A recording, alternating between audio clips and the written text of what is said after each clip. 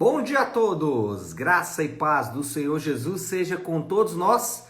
Uma ótima terça-feira para todos. Hoje é dia 14 de fevereiro de 2023. Seja muito bem-vindo ao nosso devocional de hoje. E nesta terça-feira vamos dar sequência aí à nossa maratona de leitura bíblica. Hoje vamos falar de Isaías 49, 50 e 51. É isso mesmo, isso. 49, 50 e 51. E o tema do devocional de hoje é obediência ao Senhor.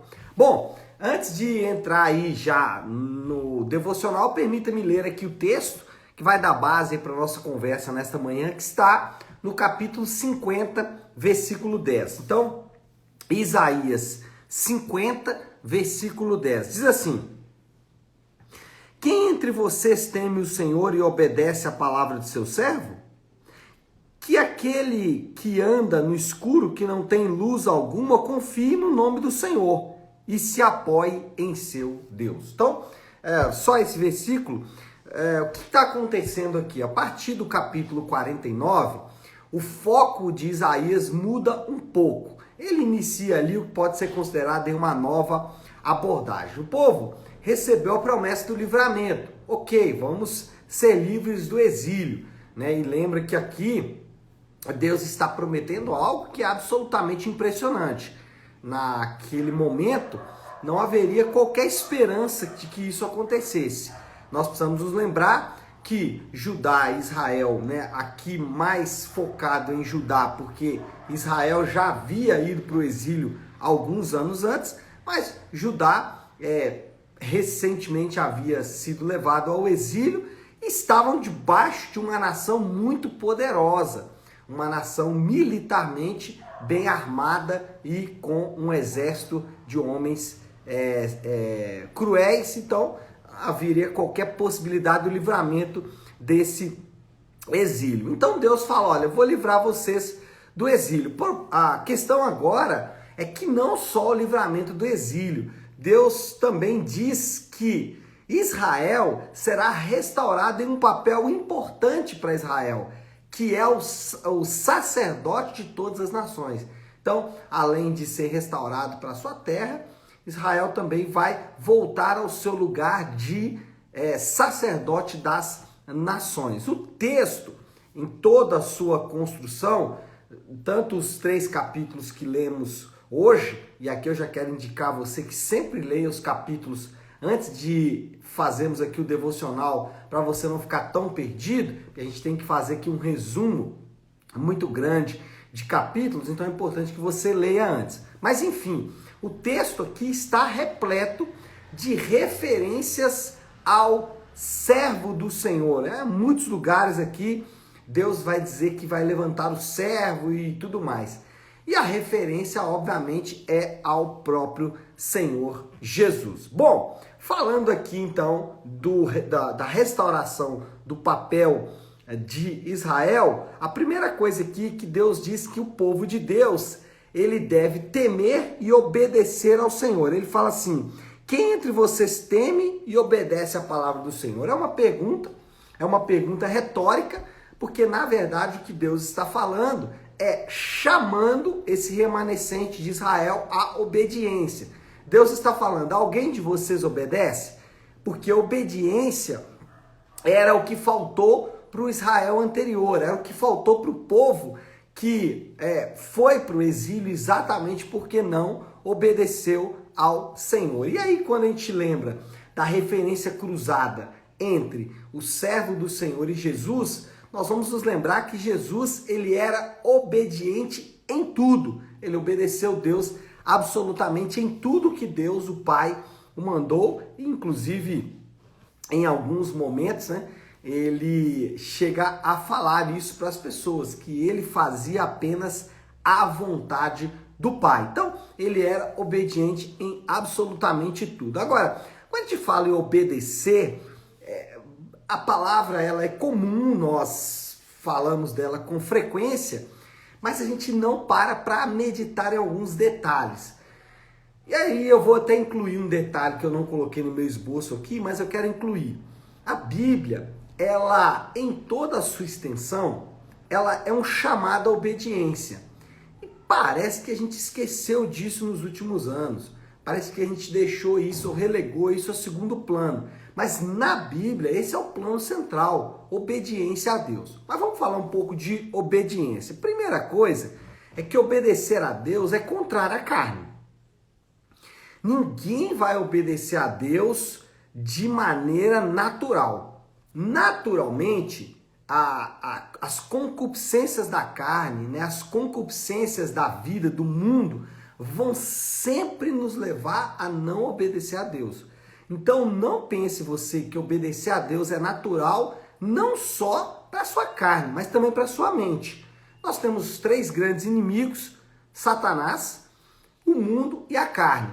Os 3 trabalham em conjuntos para o quê? Qual é o único objetivo desses 3? É nos fazer desobedecer ao Senhor. Por quê?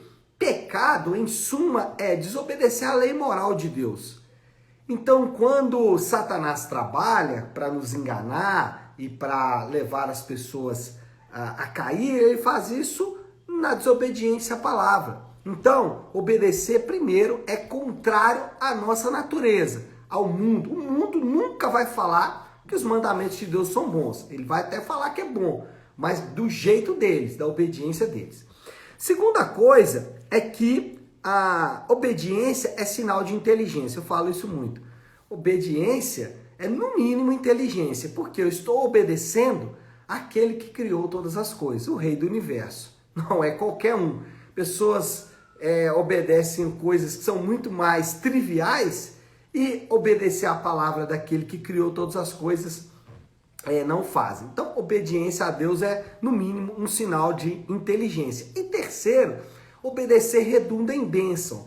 E não porque existe uma troca, tá? A ideia aqui não é, eu vou dar um exemplo, tá? Eu entrego meu dízimo para que Deus me dê, né? Isso é uma espécie de troca. O que na verdade acontece é, quando eu entrego meu dízimo em obediência à palavra de Deus, o que eu estou fazendo? Eu estou cumprindo aquilo que o Senhor diz sobre o que é muito melhor dar do que receber. Então, por que dar o dízimo redunda em bênção? Porque é muito melhor dar do que receber, ser generoso. Então, eu dei o exemplo do dízimo, mas todas as outras coisas redunda em bênção, obedecer a Deus, porque a lei de Deus é o mecanismo de Deus para mostrar como nós podemos restaurar a nossa vida antes da queda. Então, a lei de Deus, ela existe para isso. Então, obedecer redunda também em bênção. Mas não só obediência. O povo deve também confiar no Senhor. As duas coisas estão interligadas, mas aqui a gente vai fazer uma separação apenas por didática. Ele fala assim, na sequência aqui do versículo, eu acho interessante a analogia que o profeta diz. Ele diz assim, que aquele que anda no escuro, que não tem luz alguma, confie no nome do Senhor. Ele está dizendo, olha, se você é cego, não está conseguindo enxergar nada, então faça uma coisa, filho, confie no Senhor. É uma analogia dele dizendo assim, cara, não faz sentido não confiar no Senhor. É quem você deve confiar em meio a toda essa escuridão. Em toda a Bíblia, além do chamado à obediência, nós também somos chamados a confiar em Deus. Jesus usou a palavra fé. Constantemente o Novo Testamento vai usar essa palavra, fé, que no Antigo Testamento era apenas confiar em Deus. Mas, assim como a obediência, nós também somos chamados em toda a Bíblia a confiar em Deus. E aqui eu quero falar algumas coisas sobre a fé, rapidamente. Primeiro, fé. O que é fé? Será que fé é confiar que Deus pode fazer um milagre, que Deus pode te dar algum tipo de alívio e tudo mais? Também é, mas é muito mais do que isso. De acordo com a Bíblia, o que é fé? Primeiro, fé é acreditar que Deus acreditar que Deus é o que diz que é. Então, a primeira coisa, Deus diz que é Salvador. Então, confiar em Deus ou ter fé é acreditar que Ele é de fato isso. Por exemplo, Jesus disse várias vezes que Ele é Deus. Então, ter fé é confiar que Deus é o que Ele diz que é. E isso muitas vezes nos desafia, porque as afirmações de Deus sobre quem Ele é são absolutamente impressionantes para nós mesmos. Segundo, acreditar que Ele vai fazer o que falou que vai fazer. E aí nós temos toda a Bíblia para provar que Ele é fiel, que tudo que Ele falou que iria fazer, Ele já fez.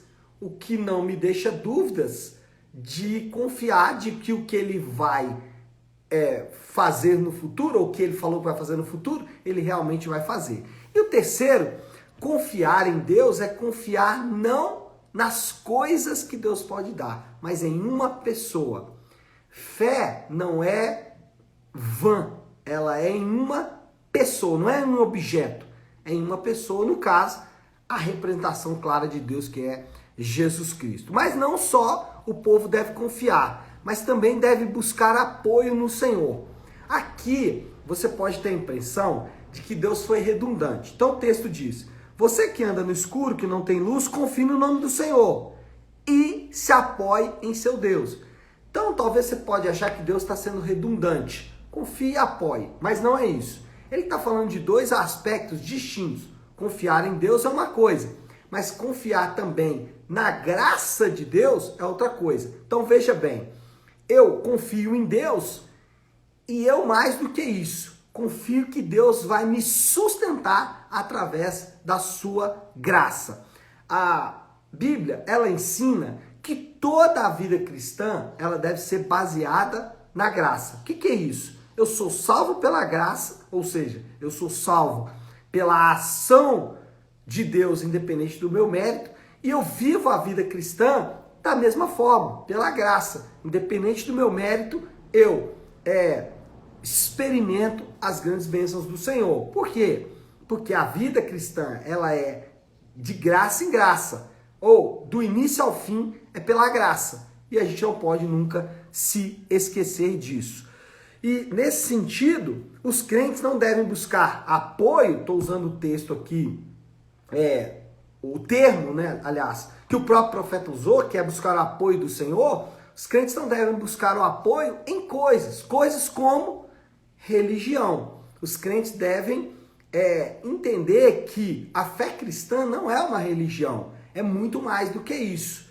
Ela é um relacionamento com Deus. Por isso que na sua própria construção ela é totalmente diferente das outras religiões. Então, os crentes não devem buscar apoio em coisas como religião, e aí muitos não abraçam a fé cristã porque estão presos a religiões, estão presos ao tradicionalismo dos pais, não querem envergonhar os pais e assim por diante, né? Eu poderia citar aqui N exemplos de maneiras de buscar apoio em coisas, mas os crentes não devem fazer isso, eles precisam buscar apoio no Senhor. Bom, moral da história: o povo de Deus precisa confiar e demonstrar a sua confiança de que Deus pode livrar e restaurar o mundo inteiro. Então, não é só confiar em Deus, obedecer a Deus e tudo mais. Deve também demonstrar esta confiança.